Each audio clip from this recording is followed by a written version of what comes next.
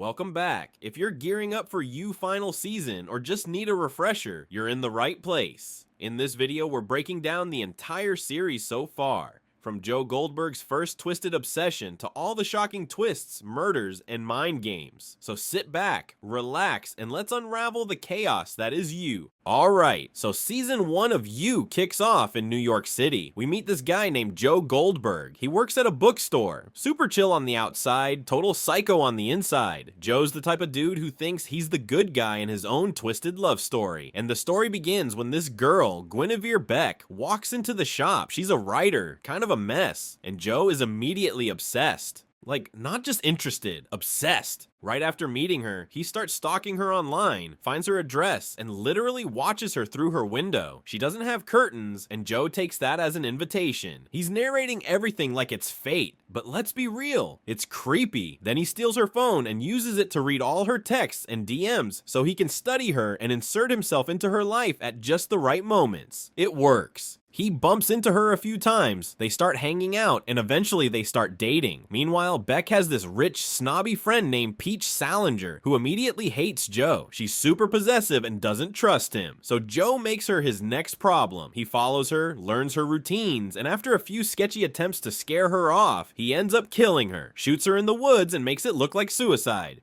But Peach wasn't Joe's first victim. That would be Benji, Beck's douchey ex, who Joe decided was toxic and needed to go. He locked Benji in the bookstore basement cage. Yep, there's a literal soundproof glass cage in the basement, and poisons him with a peanut-laced coffee. Joe tries to justify all of it. In his mind, he's helping Beck by removing the bad influences in her life. But the truth is, he's controlling every part of it. Even Beck doesn't realize how much of her life he's orchestrating behind the scenes. While this is going on, Joe also plays nice guy with his young neighbor Paco, a book-loving kid whose mom is in an abusive relationship.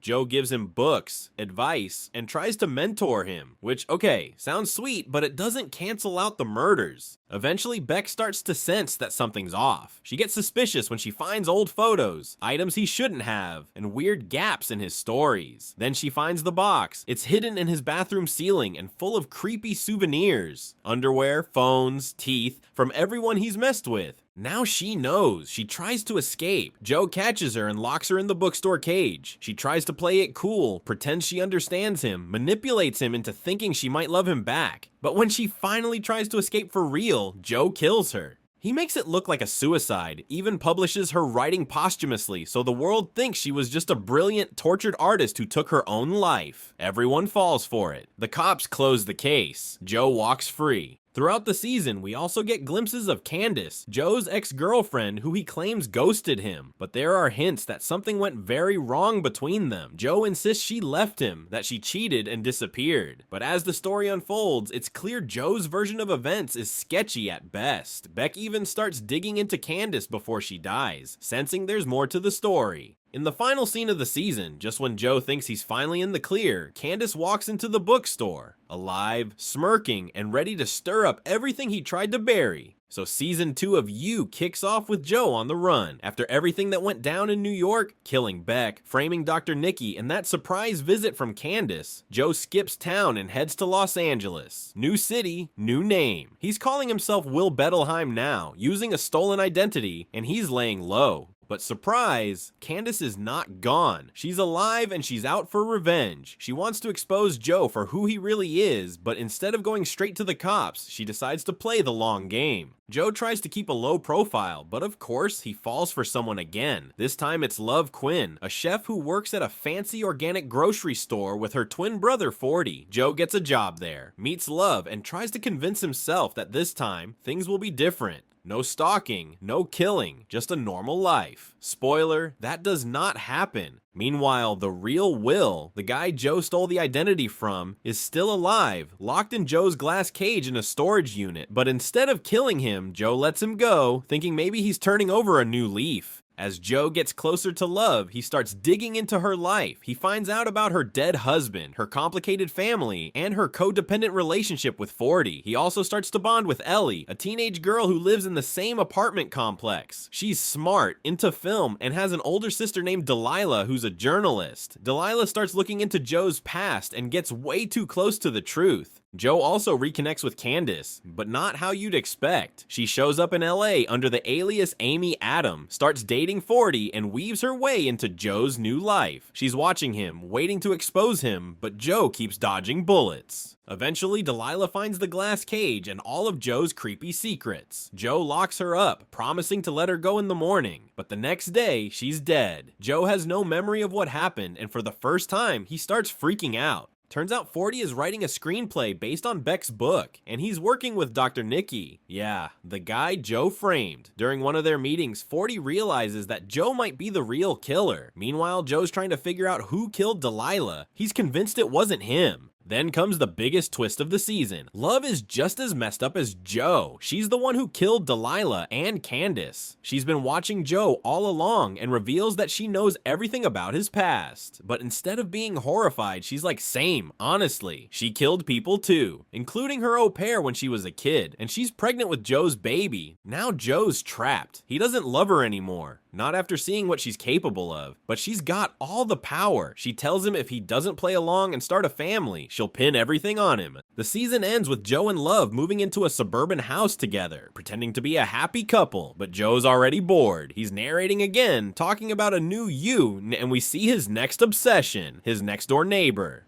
Season 3 picks up in suburban hell, aka Madre Linda, California. Joe and Love are now married, living in a perfect house with a white picket fence and their newborn son Henry. From the outside, it looks like they've got the dream life, but we already know these two are a ticking time bomb. Joe's not into it. He's trying to be a good husband and father, but he's over Love, and he's already fixated on someone new. Natalie, their neighbor. Classic Joe. He's stalking her, fantasizing about her, the whole thing, and then Love finds out. And guess what? She kills Natalie. Just bam. Axe to the head. Episode 1. Love buries her in the backyard of the bakery she just opened. Joe's horrified, but of course he helps cover it up because now they've got a body count together. To keep suspicion off them, they start hanging out with the local momfluencers, including Natalie's husband, Matthew, a tech bro who's clearly not buying the she ran away story. Matthew puts up security cameras and starts digging. Meanwhile, Joe gets a job at the local library where he meets Marienne, a smart librarian who's recovering from addiction and has a messy custody battle going on. Naturally, Joe decides she is his next you. So now Joe is back to sneaking around, obsessing, plotting ways to save Marienne, all while pretending to be a normal family man. Love senses it and tries to fix things. She gets closer to a teenage boy named Theo, who happens to be Matthew's stepson. Bad idea. They end up hooking up. And yeah, Theo catches serious feelings. Things spiral when Love and Joe's son, Henry, gets sick with measles. They realize one of their anti-vax neighbors is to blame. Joe loses it and ends up murdering that guy. Meanwhile, Love's bakery assistant, Gil, finds out too much about Natalie's death, so they lock him in the cage. When he won't play along, Joe drives him to suicide and makes it look like Gil was guilty of Natalie's murder. That's how they cover it up. Again. Things at home get even messier. Joe is doing whatever it takes to be with Marienne, while also trying to keep Love from killing anyone else. Marienne's abusive ex, Ryan, is blocking her from getting custody of her daughter, so Joe handles it the only way he knows how. He kills Ryan. And of course, Love finds out about Marienne and goes full psycho again. This leads to the big showdown. Love paralyzes Joe with a paralytic poison and confesses everything. That she knew about Marienne, that she was going to kill her, and that she killed Natalie to protect their family. But she makes one mistake. She underestimates Joe. Joe knew she might try something, so he took an antidote earlier. He stabs Love with a syringe, kills her, and sets the house on fire. But before he does, he chops off a couple of his own toes, bakes them into a pie, and leaves them behind to fake his own death. He writes a fake suicide note from Love, making it look like she killed everyone. Natalie, Ryan, Gil, and then herself. The world buys it. He drops off baby Henry with a loving neighbor, disappears, and starts over. Again. The season ends with Joe in Paris, sipping coffee and stalking someone new. Marienne. She ran off after Love threatened her, and now Joe's chasing after her, convinced they're meant to be. Because of course he is. But before we continue with the last season, make sure to like this video and subscribe to our channel for more recaps on your favorite shows.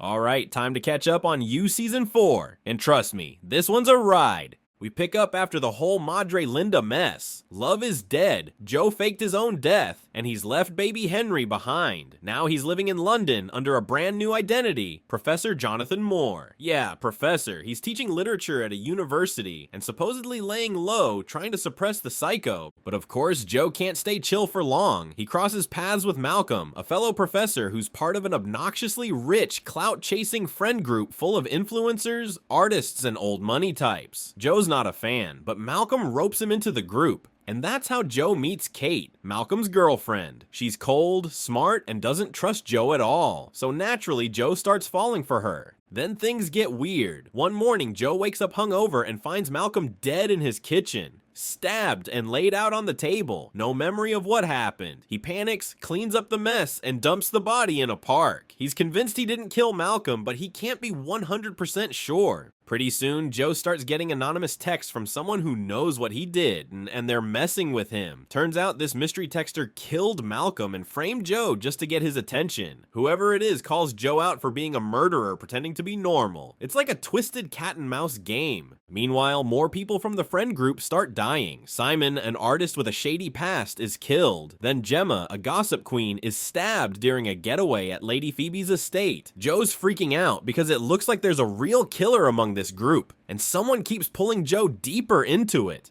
Eventually, the killer reveals himself. It's Reese Montrose, an aspiring politician and member of the friend group. He's charismatic, working class turned elite, and planning to run for mayor. But here's the twist. Reese wants Joe to help him clean house. He knows about Joe's dark past and thinks they're the same, guys who kill for a reason. Joe surprisingly says no. He doesn't want to be that guy anymore, but Reese doesn't back off. He kills more people and keeps taunting Joe through texts, pushing him to embrace his darker self. Meanwhile, Kate, who starts falling for Joe, keeps getting caught in the chaos. Her father, Tom Lockwood, is a powerful billionaire who keeps tabs on everything, and he's not thrilled about Joe getting close to his daughter. Joe keeps trying to get ahead of Reese, even tracking him down in the countryside. He ends up killing Reese and feels like the nightmare is over. But here comes the real twist. The Reese Joe killed? He was innocent. The real Reese was never the one texting Joe.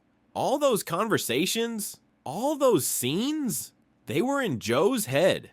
Yeah, Joe's finally cracked. The real killer, the real texter, is Joe himself. His mind had created an imaginary version of Reese, a split personality, to distance himself from all the murders. Joe's been doing everything. Malcolm, Simon, Gemma, all of it. He just didn't realize it. Full-blown dissociative break. Joe has a complete breakdown. He tries to kill himself by jumping into the river, but he survives. And this is where things shift. He's rescued, brought back to the US, and reunited with Kate, who has taken over her father's empire. They cover everything up together. Kate agrees to be with him under one condition: no more lies. She thinks Joe killed Reese to protect her, not knowing he's the real killer behind everything. Joe, of course, lies through his teeth and goes along with it. By the end of season 4, Joe is back in the spotlight. Filthy rich, powerful, and totally embraced his dark side. He's no longer trying to hide who he is. He's not even pretending to be a good person anymore. And the worst part, he's finally at peace with it. And that's the crazy ride we've been on with Joe so far. But here's a question for you. After everything he's done, do you think he's beyond redemption, or is there still a chance for him? Drop your thoughts in the comments and let's get this debate going.